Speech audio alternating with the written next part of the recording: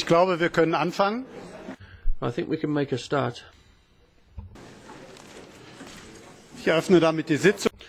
I hereby open the session. I'm very pleased to welcome the Italian Minister for Tourism and Transport, Mr. Franceschini, representing the Italian Presidency of Council. He's going to present to us his plans for the Italian presidency in the field of transport and tourism. We have two commissioners who cover the sphere of our committee, transport and tourism. So we're very pleased to have you here with us, Minister, and we look forward to what you have to say. Welcome to the European Parliament. Grazie, Presidente. Thank you, Chairman. Good afternoon to you. We're beginning our work of the Italian presidency, and I'd like really to establish a cooperative listening relationship with you, and as intense and real as possible a relationship between you in the committee and us. It's my belief that the central topic when it comes to tourism is getting a proper understanding at all levels of decision making in Europe and the member states that tourism is genuinely a major opportunity for growth and the economic development of Europe as a whole. Today, it's already Europe's already the world's biggest tourist destination, and so tourism can and should become central, not least when we redefine the objectives of the Europe 2020 strategy. We need to raise awareness that tourism can drive economic growth and development and jobs, and more than that. As far as tourism is concerned, today I think we need to be aware that there is international tourism into Europe and then domestic tourism within our own countries. And today the bulk of international tourism, particularly with regard to the large countries entering the global tourism market, the choice of destinations for those tourists from China, Russia and other countries to travel to Europe and to travel around Europe means that they will organise their trips into one European capital and travel from that capital to another, but they still choose Europe as a whole as the destination. They don't tend to choose a single nation state because very often these tourists can't travel on such a big trip more than once in their lifetime. So I think we really need to work on Europe's ability to enter the global market as a single player with national policies that work very closely with one another. And then you've got a second type of tourism which you could call internal or domestic tourism within Europe, and that really is more than an individual trip or the money that a tourist may contribute to the economy they're visiting. There, the tourism we're talking about is part and parcel of the very concept of European citizenship. When we were young, we would travel to other European countries, and that really was a formative stage of integration. When we got to know each other's countries and national identities, and that is something that we should be proud about. And in fact, this is part of a nascent European identity. So tourism within Europe aids that integration, and it's a positive form of building European citizenship. Europe, as we know, has a heritage of natural and cultural resources which puts it paramount amongst the different regions of the world. And we also have to choose and understand that there is a link between our cultural heritage on the one hand and our ability to attract tourists on the other hand. This is a very important link that we need to invest in, and that must make us aim for quality tourism. And we have to have quality on the supply side. In this globalized world, we can't just focus on niche tourism with few tourists. We've got to go for quantity and quality alike. And so we need to invest in the growth of European tourism. And I can say very briefly something about this. There are various central actions we need to undertake here. Firstly, we need to support the growth of mobility plans and intermodal transport, making it easier for tourists to arrive in regions which are regarded as less important regions. We have problems in the big European capitals with a surplus of tourists, excessive numbers of tourists, whereas at the same time there are magnificent places in Europe, small art cities or travel destinations which are very attractive indeed, but don't get many tourists because they're not on the tourist trail, with the tourists tending to go to the big cities. So what we need to do is set up some mechanism which ensures that we can provide a variety of holidays for young people, senior citizens, families and so on, to make the most of that supply side. We need to encourage people to go to these less known destinations. We need to try and perhaps group together tourist itineraries based on a thematic basis, such as the trail from the north of Europe down to the southern Italian ports, the Franciscan trail. And that was a way of attracting people. There's a cultural aspect to this. In the half-year Italian presidency, on the 9th of September, in Brussels, there will be an exhibition on Siena, the city of Siena, and that exhibition will convey the message that Siena, being on this trail, which dates back to the Renaissance period, made Siena a crossroads. And that's the Via Francigena, a pilgrim's trail which crisscrosses Europe.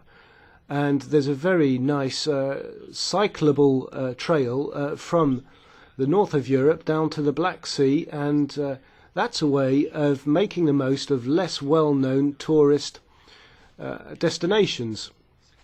And the second very important challenge today is tourism as an internet-based industry, much more than other sectors.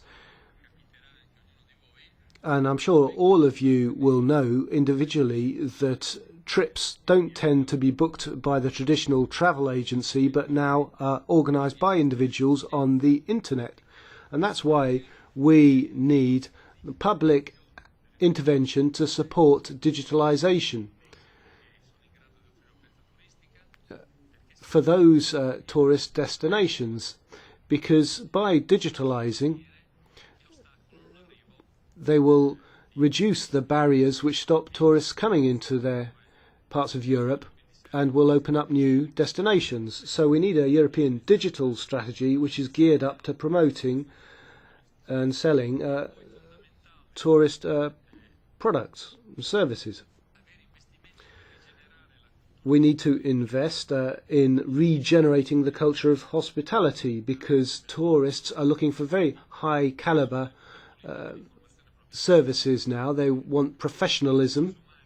We need to have highly trained human resources to help us make the most of this competitive edge which our tourism industry enjoys over the international competition. So we need a high quality product offering. We need to exchange good practice, and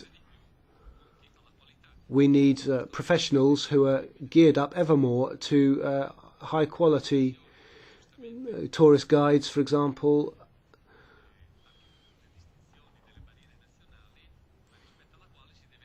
I think we shouldn't have national barriers there. What we need to ensure is that the guides are specialists in the individual sites where they work, because those sites require them to have a profound knowledge of the area.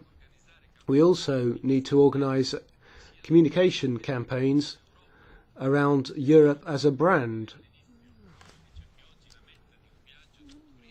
I talked about tourists at the beginning coming into Europe from other continents. Europe's not a single member state, and therefore we need to promote Europe for those countries which are only beginning to become part of the tourist market now. We need to raise their awareness of Europe as a destination.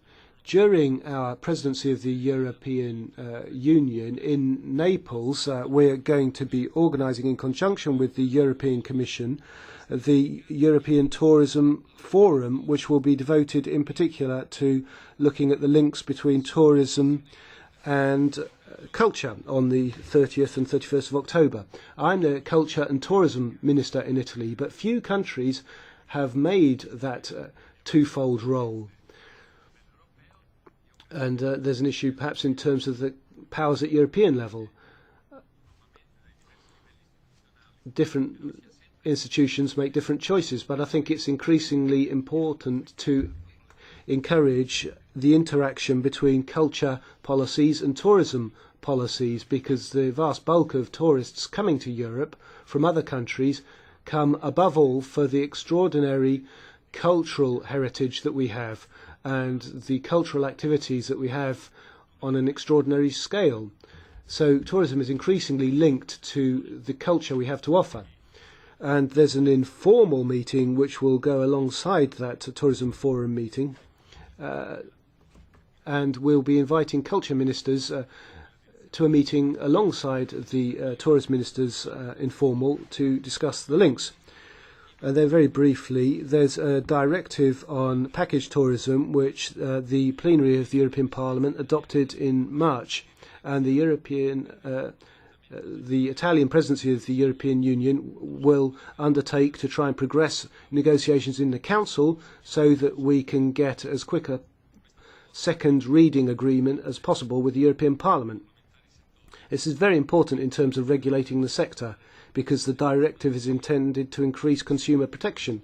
Above all, it's meant to accompany this change in the tourism market, where consumers are increasingly booking their own trips online.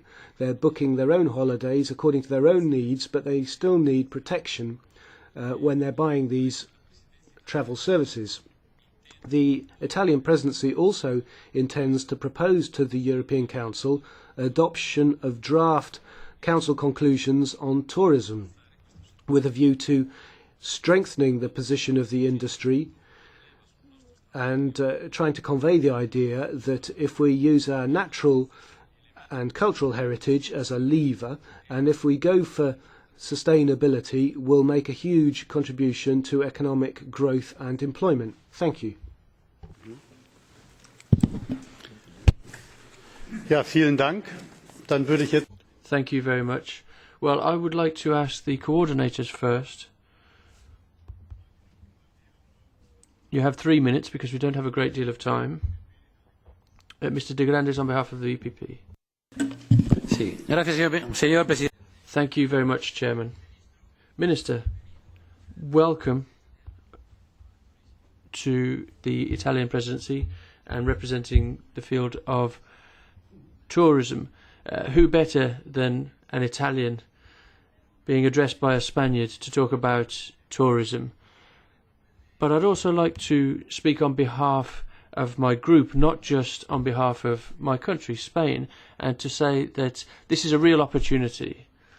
It's not just a question of trying to consolidate those countries that have always relied on tourism par excellence, but also those countries that are now moving into tourism. It's also a question of coordinating tourism and transport to make sure tourism can promote development. Tourism is a way of making a country very attractive. A country such as mine has relied a great deal on tourism as a large part of its GDP, but it's not just that. It's also Article 195 of the treaty talks about free movement, and it's important to understand this area of competition and free movement, and to understand that tourism is a way of transmitting values, cultural practices and cultural practice such as bicycle tourism and so on. This is all an important part of our European traditions. Now I'd like to stress the fact that tourism has quite major objectives here. If you look at the objectives that tourism has at European level, we've focused on trying to promote the brand of Europe and what Europe can mean across the world.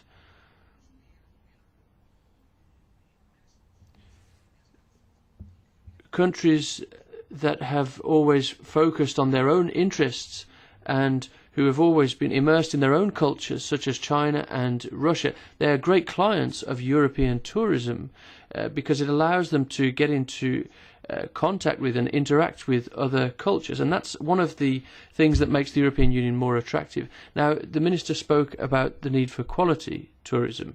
That doesn't mean trying to enrich the coffers of individual member states and trying to earn more money. It's about enriching our values, our artistic and cultural heritage, and all of this heritage that Europe has to make use of. And I think if we're to make best use of that, we need to invest. We need to make sure we're promoting certain activities and certain cultural practices.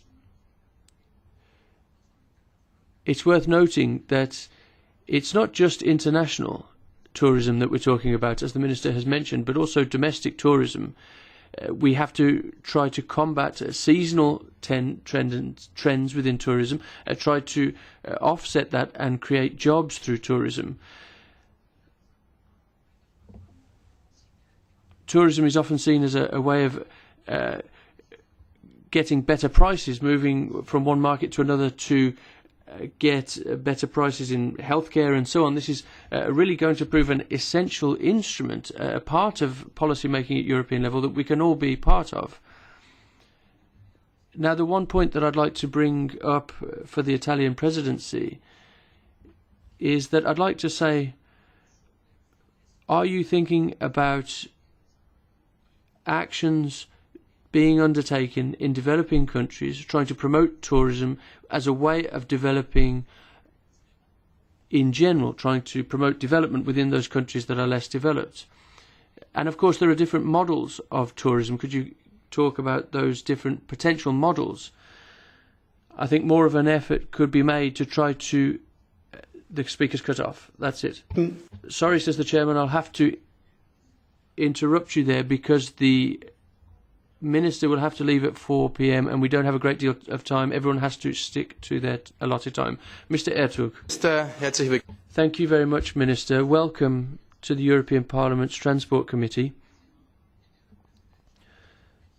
In your presidency, I think you have already addressed a number of important points. One very important point that you mentioned is to bring forward this European branding of Europe as a tourist destination. I think one of the things that is regularly forgotten is that in Europe we need to simplify and promote the flows of tourism through our continent. It's often not as easy as it should be, but you've recognised that as a challenge, and that's good. Now, tourism is one of the points that is dependent on our own efforts, but also can be influenced by many external factors. For example, if our countries have a poor foreign policy, then that can actually have a bad influence on tourism. It can give rise to bad publicity. And often if the visa policy is not right, then it makes it difficult for people to come. If certain populations have to apply for a visa in order to visit your country, that makes things more difficult to develop tourism. That's an important point to remember. There's one point that you brought out and that I'd like to stress as part of your programme. You've said that in those regions where it's difficult to actually access the regions, we need to promote the things that those regions have to offer, particularly where it's difficult to access them. And I have a couple of questions on this, Minister. Firstly, the question of sustainable tourism, that's an important point as far as I'm concerned. How can we promote tourism, and I presume you do want to promote tourism that is sustainable? How can we do that? What measures can we put in place? My second question is, what kind of plans and measures do you have in mind to try to promote intermodal tourism for our tourists? For example, trying to bring in an integrated travel pass or travel ticket that could make it more easy for tourists to travel intermodally. Thank you.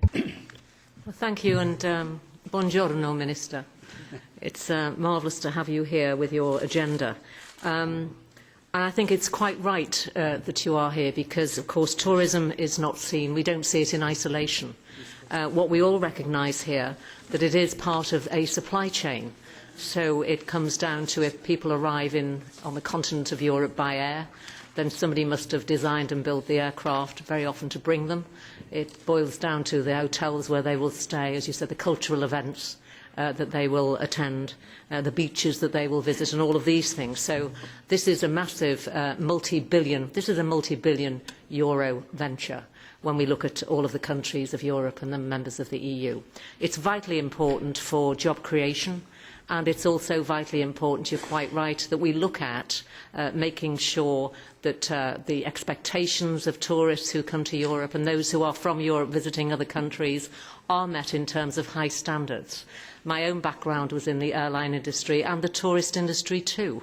And it's not acceptable these days that people work hard and they want to spend their money, go on holiday, and they find they have shabby accommodation or a holiday that really doesn't live up to its expectations, because very often tourism is word of mouth. If people have a good time, then they tell people as well. So I think that's very important. And I think what we do on the Transport Committee is we do try and look at the whole supply chain of what the benefits of tourism are when we come to that. You're quite right to raise the issue over the Package Travel Directive as well, which we did deal with in the last mandate. That was IMCO as well as the Transport Committee. And you're also quite right to raise the issue, certainly, of visas and the accessibility when people do come from third countries, particularly the big Chinese amount of visitors that come into London and all of these things. And we need to make sure that they're facilitated swiftly and easily.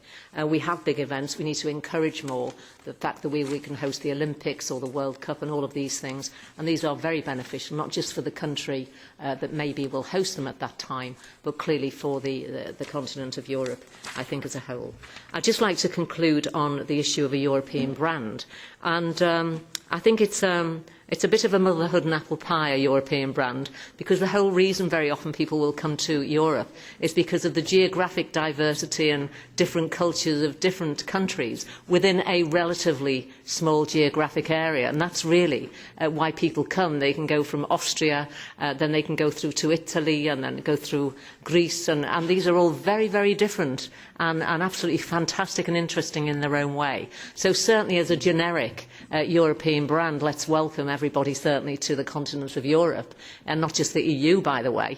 But also it's very important, as we said, we facilitate that, we have the standards, and we recognise the benefits really for all the economies of the EU that tourism can bring. So I think certainly from the ECR we welcome you visiting us today, and I'm sure we'll have a very productive discussion with you and dialogue during your presidency. Thank you very much. Ja, vielen Dank. Jetzt. Thank you very much, Gesine Meissner. Jetzt ja, genau. Gut. Yes, I'm over here now. Okay, thank you very much, Chairman, and welcome, Minister Franceschini.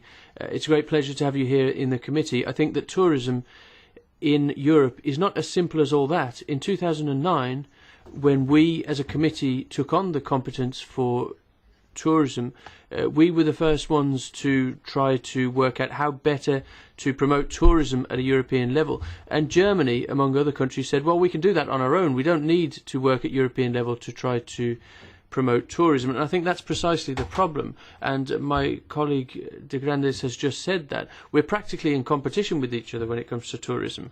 And Europe is a world #1 tourist destination. We want to keep that as it stands. However, we want to make more visible what we have to offer. And it's true that we have competition, but at the same time, we do want to get some kind of unity and demonstrate that diversity to the full. I think that's part of the European 2020 approach. That's why tourism is such an important part of that. But also, we have a great deal of sustainable tourism in Europe already, with bicycle tours and green hotels and so on. It's not just the Acropolis, the Leaning Tower of Pisa and Neuschwanstein. We've got a lot more than that. We've got a lot of bicycle tours and things of that nature. Within the European Parliament, there's already been a great deal of discussion on tourism and trying to overcome seasonal trends, trying to promote trips outside of school holidays, trips for senior citizens, and so on and so forth. So we've got a great deal to offer as a continent.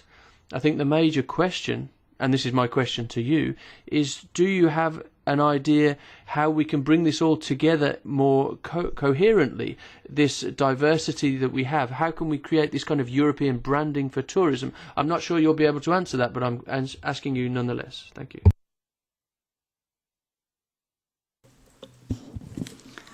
Arvoisa puheenjohtaja. Mr. Chairman, Minister. Tourism and recognizing tourism as one of the growth sectors in Europe, and in this way as a creator of vitality and new jobs, is for all of us in Europe an important matter. And therefore, on behalf of my group, I would like to express a wish to the Minister. If Minister and the presidency country would see to the interests of the entire Europe, so that this idea of tourism would be more visible on the European agenda. Thank you. Die nächste ist Karima Deli. Thank you. Karima Deli next, please. Merci, Monsieur le Président. Thank you very much, Chairman. Welcome to the Italian Minister for Tourism. You've given us a great speech. You've said that tourism means employment, economic activity, it's quality of life. But there's something missing. You know that we're 1 year away from a major summit on the climate, and at no point did you mention that tourism has to be incorporated within the climate challenge. Why am I saying this? Well, quite simply because there is a kind of tourism that we have to develop. Green tourism, ecological tourism. Why? Because it's a sustainable response to the huge increase of mass tourism, which has to date been not taking into account the environmental challenge.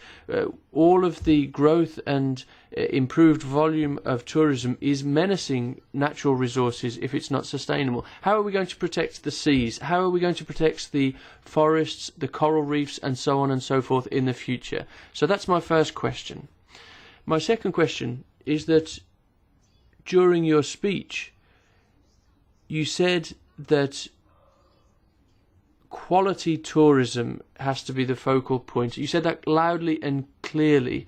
Now, we can't promote quality tourism without taking into account the environment and the social sphere, because if we look at what's happening in Europe at the moment, Minister, we're seeing a development of precarious working conditions for the people who work in the tourist industry. These people are in precarious situations. They're living through extremely catastrophic times, and that's something that we have to address. Finally, Minister, one point that I'd like you to give us some concrete response on: what are you going to do to make sure that the coastal protection and sea protection directives in Europe and the tourist development directives in the future are going to be better implemented and protected? Thank you. Thank you very much. Peter Lundgren now. Thank you, Mr. Chairman, and I also would like to welcome the Italian Minister for Tourism. Tourism is one of the main economic sources of the countries in the European Union, both for the internal travels and the arrivals from third countries. Due to the cultural, artistic, historic value of our places, tourism alone could constitute a driving force to support the entire European economy. However, the trend of recent years should merit further consideration. In fact, although the number of trips is slightly higher, around 1 billion, we observe a decrease in the duration of travels, and for sure it damages the economy. We think that the timid attempts to promote tourism by the European Union do not reach the desired results. That's because the tourist offers of each state are significantly different. This European Union does not appreciate sufficiently the particularities and the characteristics of each state. It does not emphasize the beauty and the different types of cultures that we can find in each state. It aims to create a big multicultural state, losing and deleting all the differences between people. That should be instead an added value. It only proposes initiatives that do not affect in a decisive way the growth of tourism in Europe. The Presidency, in its priorities, wants to develop the cultural and sustainable tourism, a European digital strategy aiming to promote tourist service, cultural itineraries and tourist experience. The Presidency wants also to invest in advanced special training courses and to create a network of European best practice. But until now we have seen the results of many programmes established by the European Commission as Calypso, cultural tourism, cycling routes, cultural routes, many things and sometimes specific issues that are, however, so far from emphasising the real peculiarity of our countries. Therefore, does the Italian Presidency not believe that Member States should have a wider own initiative and play their role as key actors in the definition of the initiatives to be implemented? Finally, the Italian Presidency would like to simplify the existing visa procedures and facilitate the movement of non-EU citizens in Europe. Yes, we want to increase tourism in Europe, but we cannot forget the growing terrorism in all over the world, the escalation of armed conflicts and wars in different regions, such as in the Middle East and North Africa, that often turn into a real hate towards the West. So I wonder how the Presidency would like to simplify the existing visa procedures. What are the specific measures, and how do you guarantee the Europeans' safety facing the growing threats? Thank you. Vielen Dank. Thank you very much. We have a further 11 people on the speakers list. I'll give them 1 minute each. And Mr. Ueli next.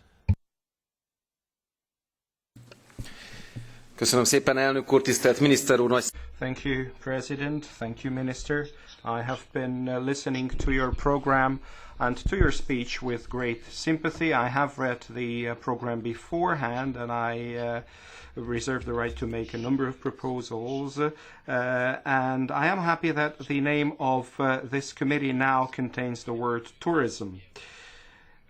What we have to decide is what's European competence and what's national competence, and we have to define our own role in this field. I agree with you that tourism has to be a central area of activity in Europe. It is a very important economic activity. And my proposal for the presidency would be for it to think about what it intends to do in this era of conflict And perhaps we should try to sell tourism as an activity inherently linked to peace. Thank you.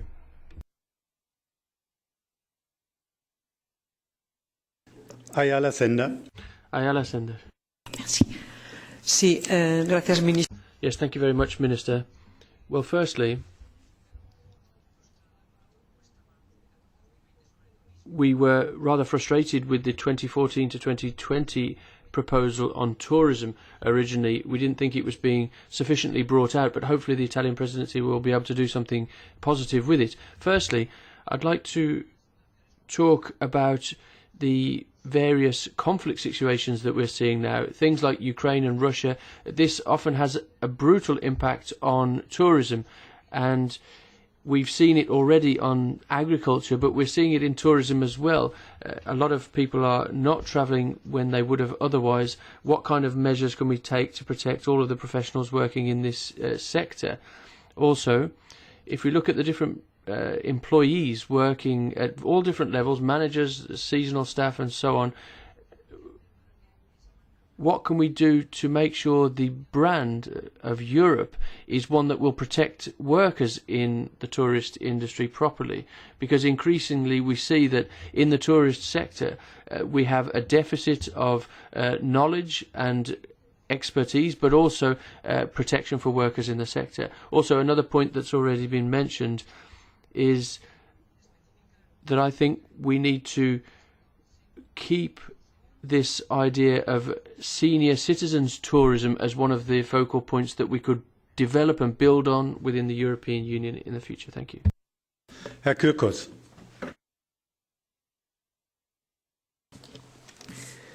Κύριε Πρόεδρε, κύριε Πρωθυπουργέ, αναφερθήκατε στη βελτίωση της πρόσβασης. Thank you very much, Chairman. President, you've been talking about improving access to tourist sites and destinations. I come from Greece, as you will know, and there access is quite a big problem for us. Within Greece, it's quite difficult for us to travel from island to island because our internal water transport leaves a lot to be desired. I wonder what you would recommend by way of improving our transport there. Then secondly, having a European brand, you suggested, would be a good idea with a view to improving the quality of services. Is this something that would be guaranteed by a specific authority yet to be set up? And then finally, the budget for tourism. There isn't a great deal of money in the budget, but we are responsible for the tourist policy by virtue of the Lisbon Treaty. I wonder if you could tell us what you would intend to do about trying to provide adequate investment to make us really become the premier tourist destination the world over. Thank you very much, Mr. Sassoli. Thank you very much for taking the time to come here right at the beginning of our mandate to tell us about the Italian presidency's views on tourism and tell us about your initiative regarding the European brand. We're talking about the world's largest industry. There are 50 million tourists travelling out of their own country. That's figures from 2000, admittedly. There are 150,000 every year, a couple of decades from now. We cover everything: infrastructure, trains, airports, labour relations, environment, quality of jobs, everything, really. So it is the biggest industry, without a doubt, the world over. But the thing is that in Europe, and forgive me for saying this, we have a system which pits one of us against the other.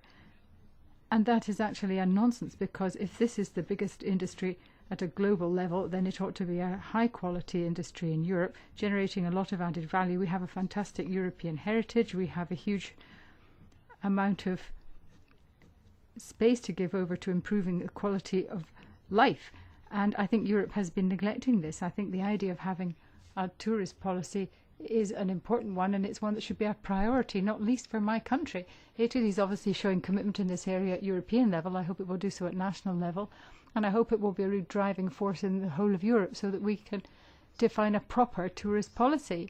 We need a tourism policy for the economy, for employment, and in order to generate the added value that we need to generate, but also to protect the environment and the whole area that we have. If we're going to have 150,000 people travelling from all kinds of other countries to Europe by 2050, then we need to have a proper infrastructure to manage them across the 28 member states of the European Union. Obviously, the stakes are high, economic and cultural. Thank you.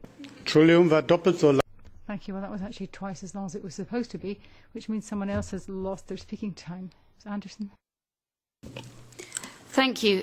Well, it would be remiss of me not to mention the work of the former chair of this committee on industrial heritage and tourism issues, Brian Simpson, that many of you will know. And in particular, I wanted to ask you what your views were on the promotion of this sector, industrial heritage in general, but including steam trains in particular. This is industrial heritage in general is a very important area covering billions of euros in revenue. And I'd like to know how the EU can encourage growth. It was flagged up, industrial heritage, in the 2011 Commission communication, and it seems to me that more should definitely be done. And similarly, we think that definitely the EU heritage site label is very important. Please, could the Commission encourage member states that have not taken up the EU heritage label to do so? And I would be grateful for your views on that. Thank you. Dankeschön. Jetzt ist Mulțumesc, domnul președinte, mulțumesc și domnului ministru. Thank you, Chairman. Thank you, Minister. Thank you for the presentation you've made. A number of positive things have been presented. Tourism is number one in Europe, and the reason for that is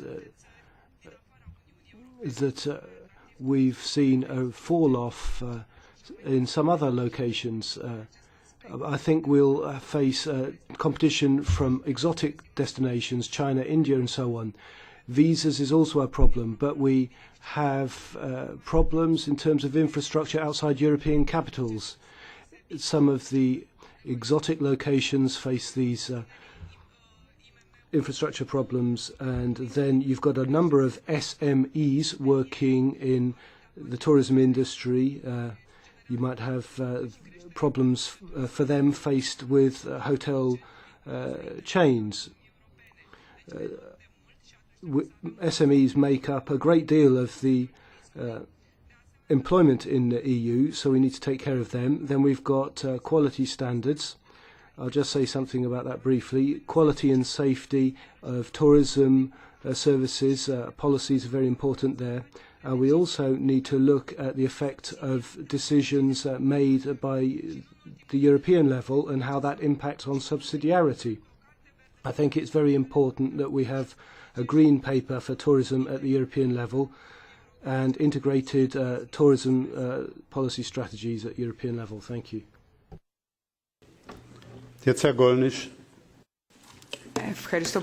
Merci.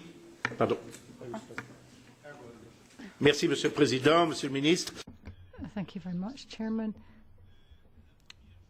President in office, I'd just make 2 points. I think that we need to be careful about driving down standards in European tourism. Obviously, travellers coming from Eastern countries have less holiday time than Europeans tend to do, and therefore they travel very fast from Madrid to London to Geneva to Bonn and Berlin, and when they go back home after their week in Europe, they think that they know Italy, Germany, Spain, France, the UK. My wife comes from Japan, and this is exactly the sort of trip that she used to lead as a tourist guide in the past. And therefore, I think you're right saying, Minister, that we do have a lot of tourists coming from China, Taiwan, Japan, and obviously there's a lot of scope for developing tourism there, both in terms of the actual volume of visitors, numbers of visitors and turnover. But I can tell you that the principal hindrance to developing this is the feeling of insecurity that a lot of these tourists feel in Europe, because it is very different. For example, if their luggage is stolen in the airport or in the station, or if, for example, they're ripped off by taxi drivers, be they official or unofficial, or by hotel owners who are behaving in an improper fashion, then obviously this very much undermines their perception of Europe. And therefore it's important for us to understand that we need to have high standards of quality and give these tourists some sort of redress arrangements available. Well, this is just the same. I understand your points, but if you're all speaking for twice as long as I've said you can, then we won't be able to hear from the Minister because he has to leave at 4. He won't have any time to answer. Where's Into? I spoke 54 seconds. You don't have the floor now, sir. Es waren 54 Sekunden mehr. Guten Morgen. Sì, io cercherò di essere breve. I'll try to stick to my allocated speaking time. First of all, I'd like to welcome the Minister. Secondly, I'd like to know how you can reconcile what the government says it wants to do during this presidency, that is develop mobility and transport services on an intermodal basis, making access to further flung places feasible, which you mentioned at the beginning of your talk. How are you going to reconcile that with the fact that there are a lot of places which are already on the tourist trail but aren't actually adequately developed to cope with these sorts of numbers of tourists? Look at the south of Italy, for example. Travelling is allegedly already an integral part of your holiday, but when travelling about the Mezzogiorno, the south of Italy, becomes a problem, then it really isn't funny. There are plenty of Italians wandering about there having a terrible time because they can't get from one place to another, and that's very detrimental to the image of Italy. Frau D'Amato. Sì, buongiorno, signor Ministro. Yes, good afternoon. I come from Taranto, which is likewise in the south of Italy. I'm here, by the way, and I've been listening to what you said, but also I've been listening to your colleagues and reading your strategic plan on tourism and mobility. And I think really it is important for us to focus on what you've said about the smaller destinations. For us in Italy, that means the south of Italy. But I think that you need to be doing more with our Minister Guidi, and he looks at economic development very differently. Economic development, of course, in the south of Italy is not a paradigm for Europe as a whole. The south of Italy has been left by the wayside by tourism development in Italy over the decades, and I think you need to be clear about the fact that the industry in the south of Italy has been destroyed. The price of this is being paid in terms of quality of life, environment, health and jobs by our people. But if you want to make the most of what is left in Taranto, then a very great deal could be done, provided investment were provided. And I think you would do well to come there and visit Taranto and see the people who are working there, the people across the board in industry, in lots of activities, who are building up very valuable and interesting projects, but nobody's listening to them. So if you'd come and visit that would be a very good idea. Thank you. Jetzt ist Frau Wurzenberg dran. Ευχαριστώ πολύ, κύριε Πρόεδρε. Θα σεβαστώ το χρόνο. Thank you very much indeed, Chairman. I shall try to be as brief as I possibly can and save as much time as possible. I come from Greece. This is a country which, notwithstanding the economic recession that has made life very difficult for us, has nevertheless achieved very good results in terms of tourism. I've read your programme and I see that you have some interesting initiatives. Looking at tourism as a European concept, a European policy, is an interesting approach because you're looking at it from a more European level, not focusing on individual countries, but looking at the continental level. This is an interesting approach because every country has its own culture, a different approach, its different sites and centres of heritage, interest and beauty. So we can all promote our national treasures and heritage, but it's interesting to hear that you have an ambition to promote Europe as a concept in its own right. This is interesting for young people because this could attract them to the industry. It could encourage them to make greater investments in tourism. After all, they are tourists, but they might very well work in the sector themselves. But if there were a brand, then people would be able to have some kind of quality mark for the service that they were provided. And this would also help, because it's a very fundamental economic sector. Only one question remains to me. to ask you, Minister, tourism can destroy tourism itself if there's too much of it. So we need to organise it in an appropriate way, a sustainable way, both for individuals and for the planet. Sustainability is a key here. And I think it's great to be combining culture and tourism. 80% of the tourists who come to Berlin come because of our history. Culture is part of history. It's intimately linked with it. I think the question of intermodal transport is also highly relevant to sustainable tourism. It should be possible to travel about on the train and cycles. Could you comment on all that? Thank you.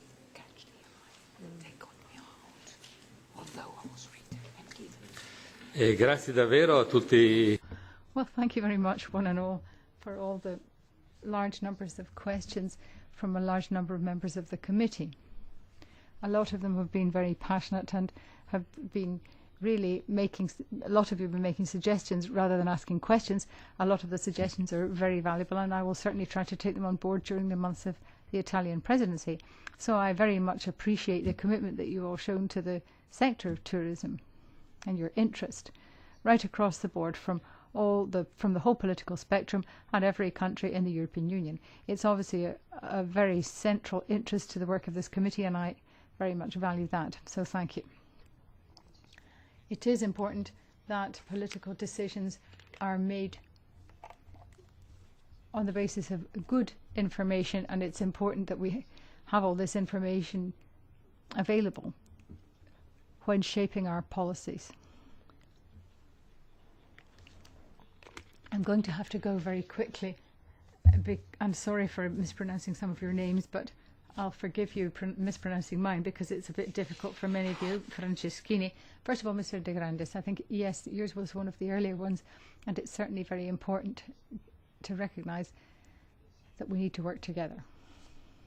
Working together doesn't mean that there's absolutely no competition between the individual countries, but it could be a positive type of competition so that we can work together to promote our own individual countries, but at the same time to promote Europe collectively.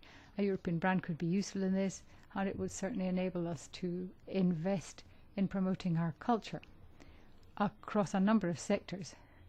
I think it's true that tourism is not just an individual sector in its own right, it's much more than that. It's a cross-cutting area, and it is not as seasonal as it used to be in the past. I think it was Minister who said that tourism must be sustainable. I think it is absolutely essential that it is made as sustainable as possible, and we need to have a series of parameters to ensure that we can implement that, the right kind of infrastructure, the right kind of food on offer, and an appraisal of the environmental impact generated by the construction of the infrastructure in place. All these things are important, and we want top quality investment. I think a number of you alluded to that. But the other thing to be said is that green tourism, sustainable tourism is really an asset for Europe. It's an ace that we have. And the thing is that we shouldn't really be having people coming to the European Union just rushing through, looking at things in a very superficial fashion, and apart from anything else, it doesn't generate any tourism income but anywhere, because they just zoom through Europe. But our real asset in terms of global competitiveness is the quality of the tourism infrastructure that we have. So we want to encourage people to stop and appreciate it rather than to rush through in a whistle-stop tour. We want them to appreciate the quality of the culture, the cities, the landscape, the towns, the history that we have. So that's really what we have to focus on, promoting the very great quality of the assets we have. The intermodal transport, yes, this will require more work. It should be possible for us to have greater integration between various types of transport. All of us are from the Interrail generation, where we would hop on a train with an Interrail ticket and travel around Europe by train. The kids still do that, but they sometimes do it in a different way. Some of them are hopping on low-cost flights rather than travelling around with their Interrail card. But nevertheless, this is a valuable opportunity for them. You're right about the package tours, what you said about that. Ms. Foster, yes, the European brand is important, and this is something we should work on, and we should make sure that it is something that is properly worked through. and that it is not something that's going to threaten the huge diversity of our national traditions and cultures, because those are one of the biggest features that attract people from another continent to come to Europe. They come because of our very diversity. So we certainly don't want to be eradicating any diversity of language, culture, history, and different types of his hospitality, because national traditions of hospitality are different too. And therefore, yes, we want a high standard and a high quality, but we don't want uniformity. We want diversity at a high standard. Are we competitors? We are or we aren't. Well, we were, but I think that at a global level now, a tourist genuinely does come to Europe, and we can offer an infinite series of different experiences. So an infinite series of very attractive options. So it's not really so much a question of competition, it's a question of making the most of an asset that we have. We can offer a variety of experiences very readily on your doorstep as a tourist when you arrive in Europe. And we need to make the most of that. As to the various itineraries, as Anderson said, yes, well, certainly some of these matters are relevant to all countries in the European Union. We shouldn't be closing down the railways which are not necessarily used now for passenger transport. They could be maintained as fantastic tourist assets. And there are a number of countries that have successfully invested in industrial heritage in the railways, and instead of shutting down a railway, they have maintained it, and it's become a fantastic tourist asset. And it's part of a wider trip that people can do, some of it by train, some of it cycling. There is also some tourism by motorbike now. In America, this is something that's quite popular. But anyhow, there are all kinds of itineraries on offer in Europe, and we could certainly increase that number and the way of travelling around them still more. I think Mr. Gulnish and various other colleagues mentioned the problem of feeling whether the tourists felt safe when they came here. Well, safety is a big issue. It's a big issue, and obviously everybody wants to be safe if they're travelling. And that's something that I feel is very important. It's really a matter of paramount importance, and it goes beyond the confines of this committee. Safety is paramount, really, in many areas, and therefore we should certainly be trying to ensure that the infrastructure, as Mr. Lindgren said, and the arrangements that are in place for an optimal visit on the part of a tourist are there as comprehensively as possible. Obviously, since Schengen, things have changed a little. There are certain things that we can make uniform, like availability of visas under Schengen, but of course only part of Europe is in the Schengen system. And if people are coming here from out with the European Union, it's problematic for them to have to get several visas. So it would be easier if they could actually get the requisite visas from a single consulate, for example, rather than several consulates where they weren't dealing with the Schengen zone. That in itself would be a step forward in terms of simplification and would be useful for our country. I won't say an awful great deal about the Italian comments. It's not that I'm not going to answer these points, but I'm just going to say that they're illustrative of a more general point. It's true in our country, 85% of the international tourism won't go south of Rome. Only 15% will go to the south of Italy. And by the south, I'm starting south of Rome, so there's an awful lot there. Naples, Pompeii, Sicily, Taranto, and many other places, Puglia. So the reality is that there are many countries which are able to attract a large number of tourists, but they don't necessarily disseminate them around their country as effectively. There are other countries that don't have as high a level of tourists coming to their country yet, but they could develop their tourist infrastructure and promote their heritage in a similar way.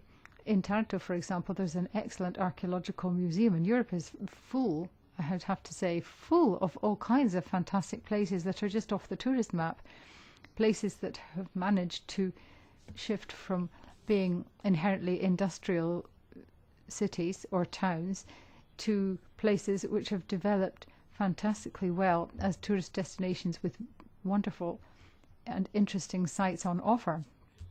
Various of you, Ms. Delle and others, spoke about sustainable tourism. It really only remains for me on that to say that it's important.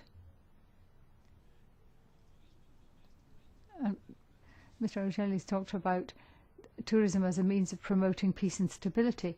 Well, I did try to allude to the economic significance of tourism in my introduction, but it's also true that as people gain knowledge of other cultures, and that's something that's been happening throughout Europe gradually, and the more we develop this concept of European citizenship, the better.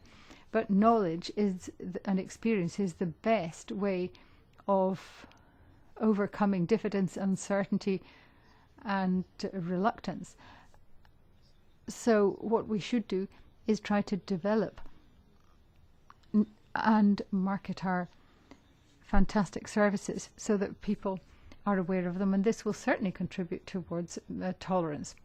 Obviously, tourism is an important integral part of any national government's policy initiatives, but it's important too to factor in the further outlying places, to try to make islands accessible, as in the case of Greece. This could be part of a programme of incentives and support, for example, to improve transport to islands and enhance their infrastructure for tourist purposes. In conclusion, I'd say that there is a legal basis, which is Article 195 of the Lisbon Treaty, which is the legal basis, as I say, on which we could actually go further in investing in tourism and in the tourism sector. The COSME funding, which is available for SMEs, is now in part available for tourism, and I think it's very useful for us to have now a legal basis in place and some legislation in place which enables us to invest in tourism with a view to developing sustainable tourism in future in particular, and making it a real driving force of the European economy. Thank you. Chairman, thank you very much indeed. President in Office, we appreciate your presence here this afternoon very much. Thank you very much for your presentation. I'm sorry that you were under such pressure with the questions. I know you have to rush off to another committee, so my warmest thanks for you for coming along here, and all the very best for an excellent presidency. Thank you. Wollen Sie, dass die Frau Jäger hier sitzt oder soll die da drüben sitzen?